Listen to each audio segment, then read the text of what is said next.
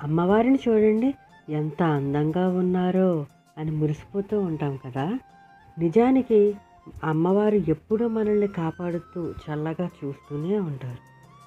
మన మనస్సులో అమ్మవారిని ఏ విధంగా అయితే ఆవాహనం చేసుకుంటామో ఆ రూపంలోనే మనకి దర్శనమిస్తూ ఉంటారు.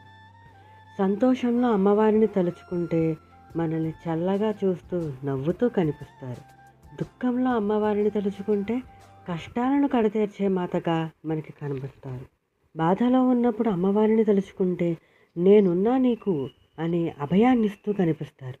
అమ్మా, నేను నిన్నే నమ్ముకున్నాను, నన్ను అన్ని వేళలా చల్లగా కాపాడమ్మా అంటే మన కనక దుర్గమ్మలా కనిపిస్తారు. మనందరం అమ్మవారిని చూడాల్సింది మన కళ్ళతో మాత్రమే కాదు, మనస్సుతో కూడా. ఒక్కసారి అమ్మవారిని మనసుతో చూసి చూడండి, ఆ అమ్మే మన వెంట ఉండి నడిపిస్తుంది.